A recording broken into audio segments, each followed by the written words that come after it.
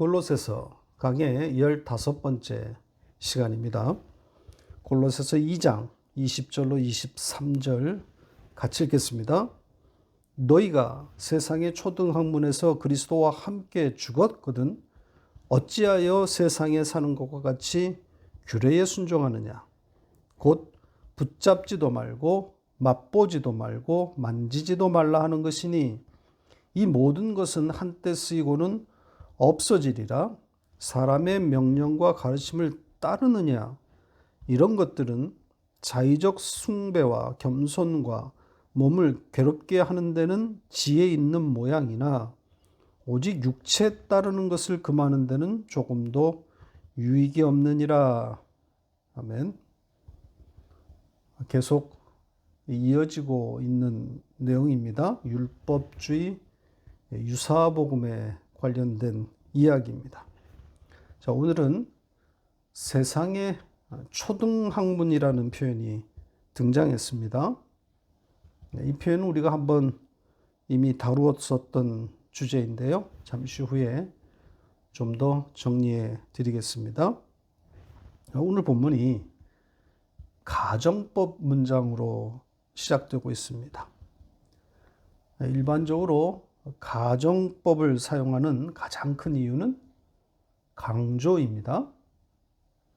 그래서 강조를 목적으로 이 수사법이 쓰여졌을 때 종종 감탄의 의미로 해석합니다. 지금 우리가 마주한 문장이 바로 그렇습니다.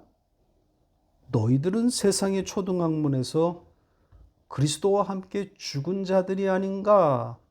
이런 의미란 말이죠.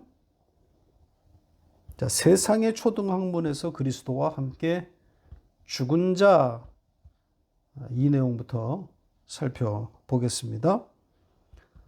너희는 그리스도와 함께 죽었다. 이 어떤 의미입니까? 그리스도가 먼저 죽었다는 거죠. 그러니까 그리스도께서 세상의 초등학문에서 먼저 죽었음을 전제하고 있는 겁니다. 그리스도가 세상의 초등학문에서 죽었다. 이 어떤 뜻이겠습니까? 세상의 초등학문, 앞에 나왔던 표현이라 그랬죠? 다시 한번 보고 갈까요? 2장 8절입니다. 같이 읽겠습니다. 누가 철학과 헛된 속임수로 너희를 사로잡을까 주의하라. 이것은 사람의 전통과 세상의 초등학문을 따름이요 그리스도를 따름이 아니니라. 세상의 초등학문, 세상의 기초가 되는 법칙, 원칙, 원리 이런 뜻이라 그랬죠. 그러니까 세상이 모두 받아들일 만한 혹은 받아들이고 있는 이런 의미란 말입니다. 자, 그러면 지금 이 골로새서 2장의 문맥에서 이 세상의 초등학문은 무엇을 가리키고 있는 거겠습니까? 세상의 모든 사람들, 모든 교회들이 따라가고 있는 법칙, 대세가 되고 있는 것, 뭐겠습니까? 율법입니다. 손으로 쓴 도구마, 바로 율법인 거죠. 그러니까 율법주의가 지금 대세인 세상이 되어버렸습니다. 자, 그 세상의 초등학문, 그 바로 율법, 거기에서 그리스도가 죽었다는 겁니다. 이 세상의 초등학문에서 죽었다. 원뜻은 세상의 초등학문으로부터 죽었다. 이게 맞습니다. 그러니까 그것에 의해서 죽었다. 그것에 따라 죽었다. 이런 의미란 말이죠. 실제로 예수가 율법에 따라 처형되지 않았습니까? 율법으로부터 처형당한 거란 말입니다. 그런데 역설적이게도 율법으로부터 죽었기 때문에 율법의 그 껍데기를 폐지하고 그 내용으로 그 율법의 의미를 살려내는 완성이 되었단 말입니다. 율법의 완성을 가져오게 된 거 아닙니까? 그러니까 율법 안에서 죽음으로 율법을 완성하신 겁니다. 자, 로마서 13장 10절을 볼까요? 같이 읽겠습니다. 사랑은 이웃에게 악을 행하지 아니하나니 그러므로 사랑은 율법의 완성이니라.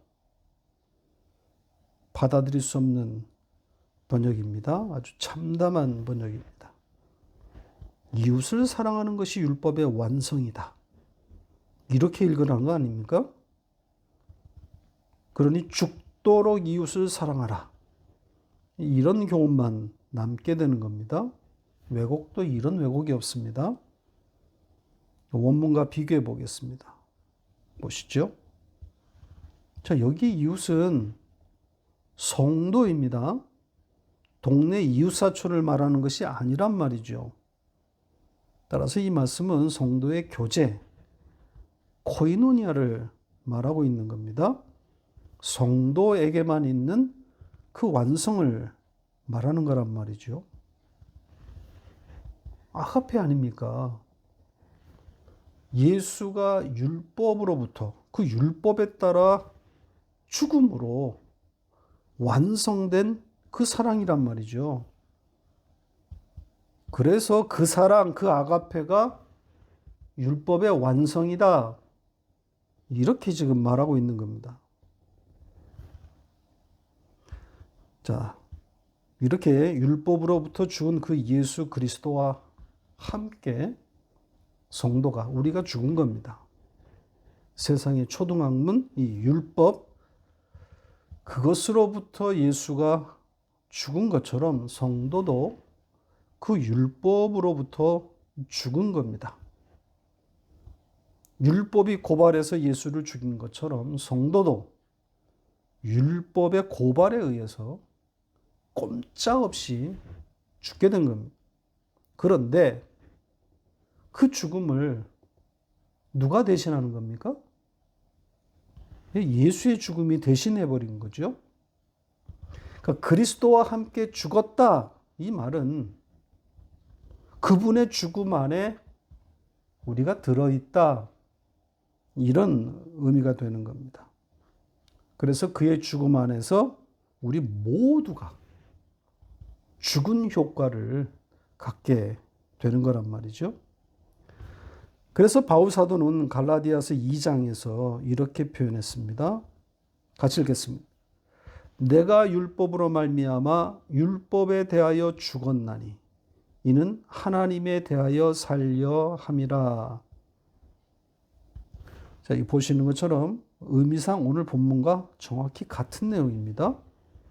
율법으로부터 죽어 율법의 완성으로 옮겨갔다는 것 아닙니까? 조금 전에 말씀드린 것처럼 역설적이게도 율법에게 죽었기 때문에 율법을 정복하고 신이 되는 겁니다.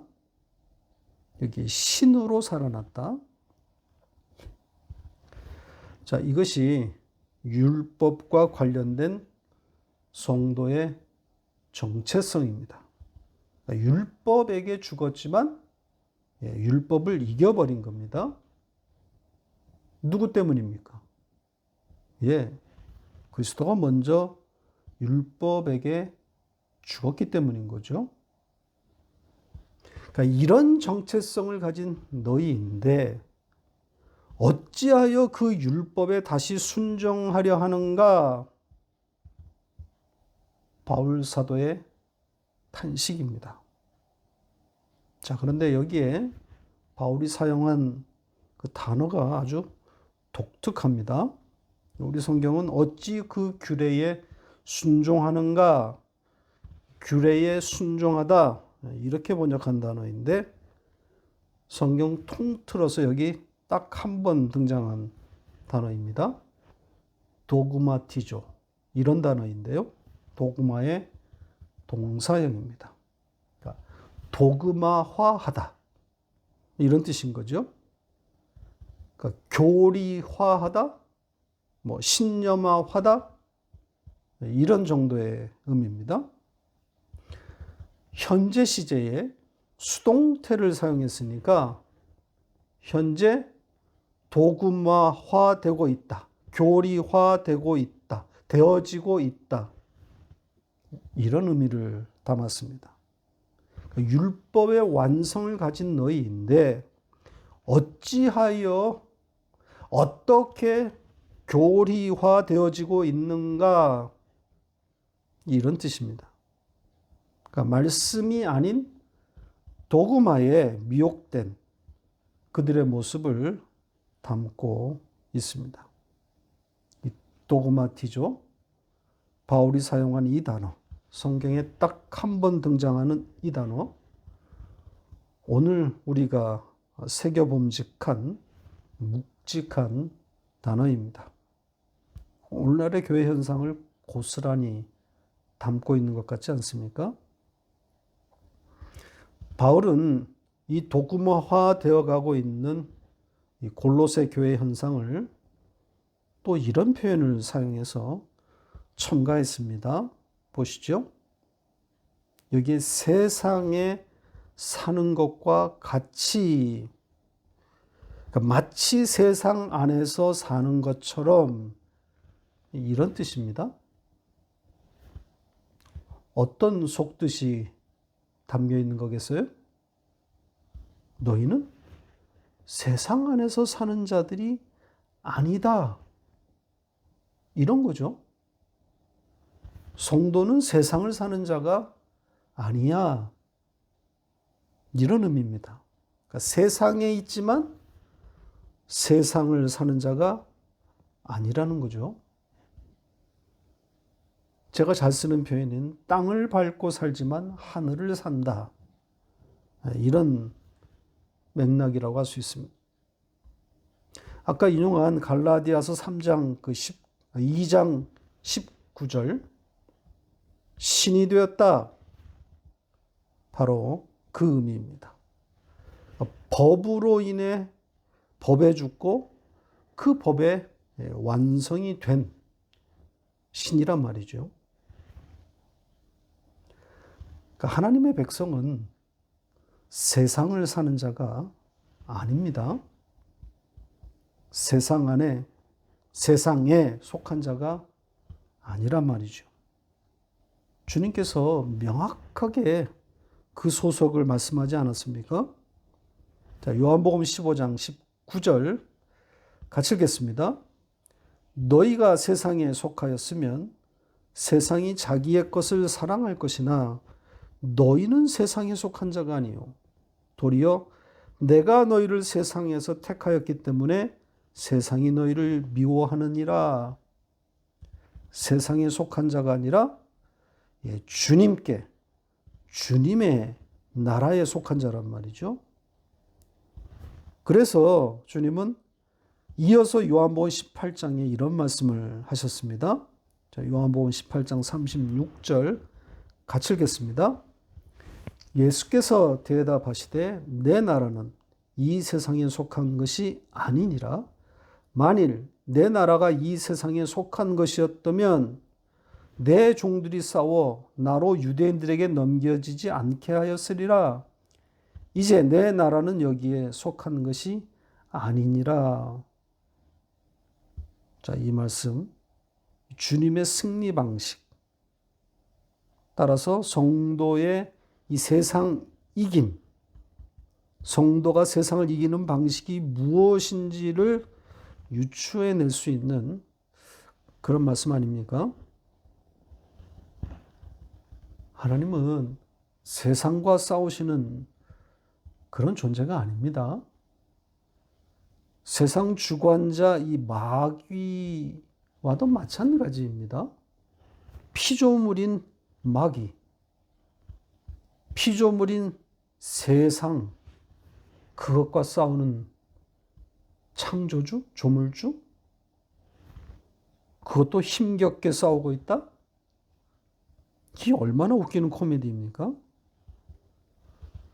하나님이 세상과 싸울 이유가 없습니다. 아니, 성립될 수가 없어요. 창조주가 피조물과 힘겹게 겨루는 것이 어떻게 가능합니까? 복음의 핵심 내용인 말씀이시고, 말씀 그 자체이시고, 조물주이신 하나님이신 예수 그리스도가 이 땅에 내려와 율법에 의해 피조물인 인간에 의해 십자가에 매달려 죽었다는 것, 피조물에게 죽임 당하는 조물주, 말이 안 되는 거죠. 그런데 이게 복음이란 말입니다. 이 만화 같은 이야기, 아니 만화에서도 나올 수 없는 그런 이 허황된 스토리에 감격하는 사람들이 있단 말입니다. 바로 저와 여러분 아닙니까? 다 같이 미친 거죠. 인간의 이성과 논리로는 결코 받아들일 수 없는 그런 내용입니다. 그러니까 계시가 아니면 일어날 수 없는 일인 거죠. 하나님의 믿음이 찾아오셔야 일어나는 일입니다. 이걸 기적이라고 하는 거예요. 그러니까 계시에 따라서 이 말도 안 되는 이야기를 믿게 된 우리인데, 골로새 성도들인데, 그러면 세상 안에서 살면 안 되는 존재들인데, 어찌 세상 안에서 이 유사복음론자들에게 속아 도구마화 되어지고 있는가? 이게 20절에서 바울이 말하고 있는 바입니다. 자, 21절로 넘어갑니다. 세 개의 명령문이 등장합니다. 붙잡지 말라, 맛보지 말라, 만지지 말라. 이런 내용입니다. 그런데 세 명령문 공이 목적어가 보이지 않습니다. 그러니까 뭘 붙잡지 말고, 뭘 맛보지 말고, 뭘 만지지 말라고 하는지 생략되어 있습니다. 따라서 문맥을 봐야 하는 거죠. 문맥을 보면 그리 어렵지 않게 이 목적어가 될 만한 단어를 찾을 수 있습니다. 뭐겠습니까? 세상의 초등학문, 바로 그 도구마인 거죠. 율법주의 유사복음을 가리키고 있는 겁니다. 자, 그러면서 다시 이 세상의 초등학문에 대해서 추가적인 설명이 이어지고 있습니다. 그것이 22절과 23절입니다. 전부 종속된 문장들입니다. 그러니까 20절의 종속절입니다. 차례대로 살펴보겠습니다. 자, 우선 22절을 직역한 문장과 한번 비교해 보시기 바랍니다. 보시는 것처럼 요약해 보면 이것들은 모두 썩어 없어질 것, 이런 내용입니다. 생명력이 없기 때문인 거죠. 복음이 아니기 때문입니다. 자, 여기에 등장하는 그 사람들 누구겠어요? 당연히 율법주의 유사 복음론자들이겠죠. 그리고 그들의 가르침들과 교리들, 자, 이렇게 표현했는데요. 복수형을 사용한 것으로 봐서 가르침들과 교리들, 상당한 체계가 갖추어져 있음을 짐작케 하는 그런 표현입니다. 자, 그리고 생소한 표현인 사용하다, 이런 단어가 삽입되어 있습니다. 다시 보시죠. 자, 이 단어 역시 성경에 단 한 번 여기에만 등장하는 아주 흥미로운 단어입니다. 이 단어를 추적해 보면 성경에 그 어원이 되는 단어가 그것도 딱 2번 등장했습니다. 로마서 1장에서만 그 어원이 되는 단어가 2번 사용되었습니다. 자, 로마서 1장 16절, 17절 같이 읽겠습니다. 이 때문에 하나님께서 그들을 부끄러운 욕심에 내버려 두셨으니 곧 그들의 여자들도 순리대로 쓸 것을 바꾸어 영리로 쓰며 그와 같이 남자들도 순리대로 여자 쓰기를 버리고 서로 향하여 음욕이 불일 듯하며 남자가 남자와 더불어 부끄러운 일을 행하여 그들의 그릇됨에 상당한 보응을 그들 자신이 받았느니라. 동성애에 관한 내용이라고 알려진 그런 내용인데요. 여기 보면 전부 쓰다, 사용하다 이렇게 번역되었죠. 바로 이 단어에다가 아포라는 전치사를 붙여서 그렇게 합성어를 만들어 바울이 23절에 사용했습니다. 그러니까 사용하다의 강조형이 되는 겁니다. 강력한 사용 이런 의미입니다. 그러니까 바울은 이 단어를 써서 그냥 사용하다 이렇게만 표현해도 되는데 강조형을 붙여서 그들의 동작, 그들의 행위를 더욱 드러내고 있는 겁니다. 그들의 역동적인 활동을 담아놓은 거란 말입니다. 열심히 일하고 있다는 거죠. 쉬지 않고 먹잇감을 찾아다니면서 노려보면서 기회를 엿보고 살금살금 다가오고 있는 겁니다. 자, 그러나 그들의 이 열심은 그들의 그 가르침들과 교리들과 함께 어떻게 되고 있다 그럽니까? 썩고 있다. 부패하고 있다. 이렇게 말하고 있습니다. 성공할 수 없다는 거죠. 그러면 그 근거가 뭐겠습니까? 그들은 성공할 수 없다. 그들은 썩고 있다. 자기가 지금 편지를 써서 골로새 교회에 보내기 때문입니까? 그 편지가 도착하면 위대한 능력을 발휘할 것을 바라보고 있기 때문입니까? 아니죠. 그게 아니라 하나님의 믿음에 기대어 있는 겁니다. 그가 편지 도처에서 밝히고 있는 바로 하나님의 일하심이란 말이죠. 하나님이 이루신다. 하나님이 완성하신다. 나는 내 자리에서 내가 할 수 있는 최선의 애를 쓰지만 결국 사도가 붙들고 있는 것은 하나님의 열심, 하나님의 일하심이란 말입니다. 당신의 택한 백성의 완성을 이루실 분은 하나님뿐이라는 것을 바울은 잘 알고 있단 말이죠. 그래서 다 썩고 없어지고 있다. 이렇게 선포하고 있는 겁니다. 자, 마지막 23절로 가보겠습니다. 역시 20절의 종속절이라고 그랬죠. 계속되는 이 세상의 초등학문에 대한 내용입니다.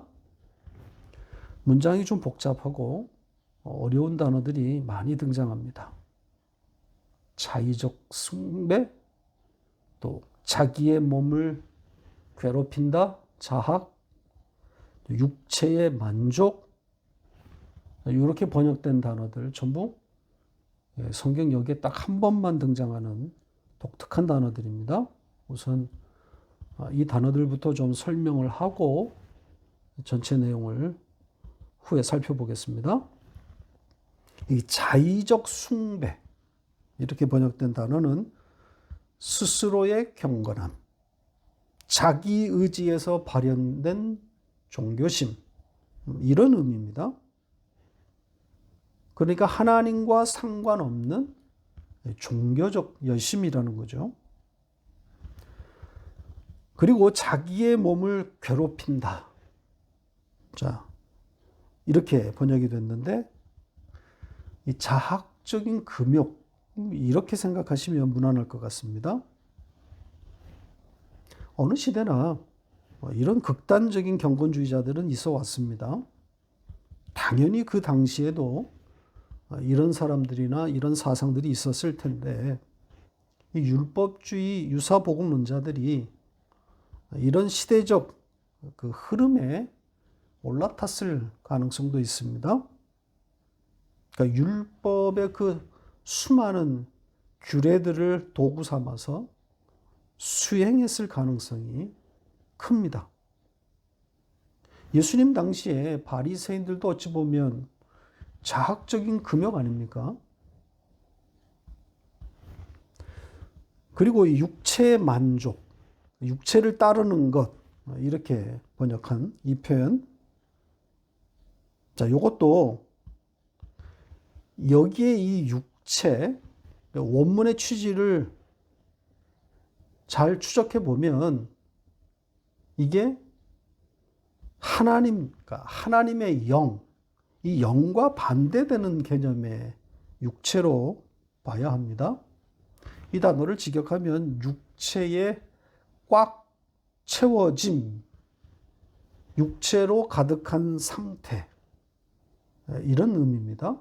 우리 성경은 좀 원문의 취지를 반영하지 못했죠. 약한 번역입니다.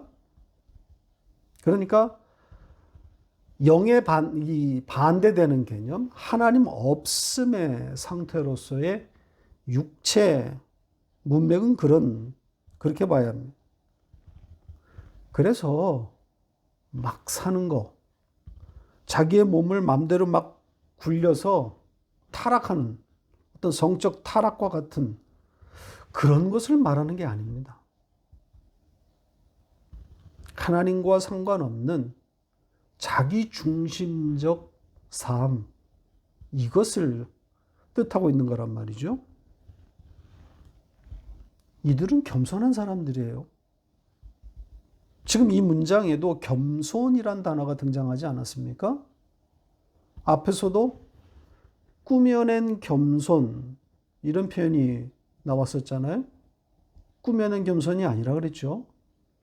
자의적 겸손, 진짜 겸손, 이런 뜻이라 그랬습니다. 그러니까 이들은 몸을 막 굴리는, 막 사는 사람들이 아니에요. 반듯한 사람들이란 말이죠. 바리새인들을 생각하면 됩니다. 당대 최고의 도덕률을 가진 민중의 절대적 존경을 받던 그런 신사적인 사람들입니다. 자, 그러나 그것이 육체의 만족에서 나오는 것이다. 바울 사도는 이렇게 말하고 있습니다. 그러니까 세상의 이 초등학문, 이 율법주의 유사복음은 자기 인간 중심적 사상들이다. 인본주의 사상이다. 이걸 말하고 있는 겁니다. 그러니까 이 자의적 숭배, 그럴듯한 겸손, 또 자학적이기까지 한 자기 만족을 추구하고 있는 자들이란 말이죠. 자, 그런데다가 바울 사도는 이것은 지혜를 가진 말, 이렇게까지 표현하고 있습니다. 지혜를 가진 말이다. 자, 우리 성경은 지혜 있는 모양, 이렇게 번역했는데요.